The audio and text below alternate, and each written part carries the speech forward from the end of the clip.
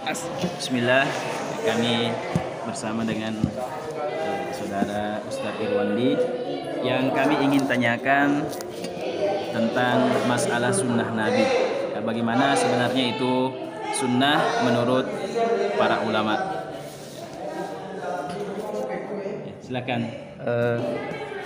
Bismillahirrahmanirrahim.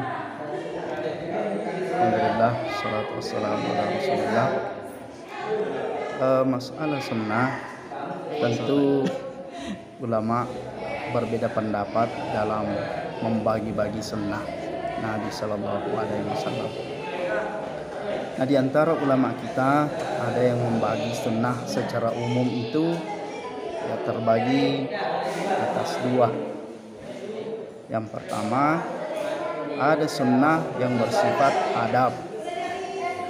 Sunnah yang bersifat adab ini, jika kita kebetulan tidak sempat melakukan, maka tidak termasuk pelaku bid'ah. Tidak termasuk pelaku bid'ah. Jadi tidak termasuk pelaku bid'ah dan tidak dikatakan orang yang seakan-akan melanggar Nabi Shallallahu Alaihi Wasallam. Hanya memberikan kita sunnah pada bagian tahap kedua yang ditekan untuk dilaksanakan.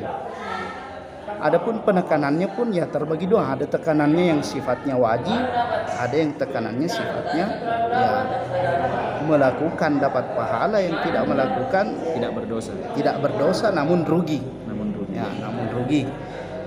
Nah, adapun tadi jenis yang pertama itu adalah jika ditinggalkan ya tidak termasuk pengingkar sunnah, hanya saja ya tidak mendapatkan cahaya kenabian, tidak mendapatkan kemuliaan dan azamahnya Nabi Sallallahu Alaihi Wasallam. Bukan berarti pengingkar sunnah kalau bagian adabi, seperti adab makan pakai tangan kanan, minum, berpakaian, termasuk berjanggot, itu termasuk sunnah yang bersifat adabi. Ya, yang mana kalau itu tadi kalau ditinggalkan tidak termasuk pengingkar sunnah dan bukan pelaku bid'ah. Nah, termasuk misalnya ada yang pakai pakaian mungkin agak pendek, ini tidak termasuk pengingkar sunnah. Ya, namun tadi kembali kita tidak mendapatkan kemuliaan dan cahaya azamah kenabian. Adapun yang jenis kedua tadi, ada yang sifatnya sunnah nafilah dan ada yang sifatnya fard. Ini tidak bisa kita ingkari, seperti salat sunnah duha, salat witir yang sifatnya nafilah. Ini jelas-jelas tidak bisa diingkari, tidak bisa kita ubah, karena jelas mengubahnya ini termasuk bid'ah. Begitupun apalagi kalau sifatnya wajib, mengubahnya juga tentu sesat. Ini yang disebut bid'ah dhalalah. Bid'ah dhalalah kalau tidak mengikuti yang wajib.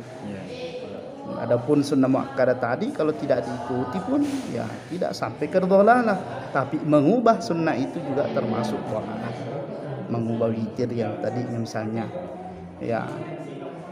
yang apa istilahnya, yang ganjil diubah menjadi genap. Nah, ini jelas menjadi bid'ah dhalalah. Ya, karena kami juga sering menemukan Ustaz, melihat ada orang yang ketika melihat misalnya seseorang tidak memakai peci, tidak memakai serban misalnya, itu dikatakan sebagai seakan-akan dia memandang kita dengan pandangan merendahkan, karena seakan-akan kita sudah meninggalkan atau ingkar sunnah. Jadi itu tidak benar ya Ustaz ya?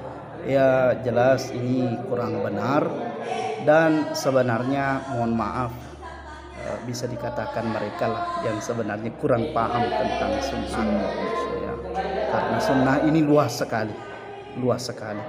Sunnah saja ini, kalau kita berbicara masalah sunnah dari segi usul fikih beda dengan sunnah dari segi fikih. Sunnah dari fikih ini yang kadang kita bingung, sunnah yang mana sebenarnya kita bicarakan ini. Karena kalau sunnah menurut usul fikih, semua yang dilakukan Nabi. yang wajib sunnah atau yang mubah, semuanya sunnah. Semuanya Dalam sunnah. artian semua pernah dilakukan Semua oleh yang Nabi. dilakukan Nabi. Sehingga itu tadi terbagi dua, ada yang bersifat adabi, ada yang Ada yang ini ibadah gitu. Ada yang adabi, ada yang sifatnya nafilah dan fard. sedangkan sunnah menurut fikih apa tadi? Sunnah menurut fikih jika dilakukan dapat pahala, ketika ditinggalkan ya tidak mendapat pahala, namun ada kerugian. Nah ini yang sering kita Tidak bisa membedakan. tidak bisa membedakan antara sunnah usul fiqh dengan sunnah menurut fikih. Masya Allah. Ya jadi itulah penjelasan mengenai sunnah yang telah dijelaskan oleh saudara atau guru kita Ustadz Irwan DLC.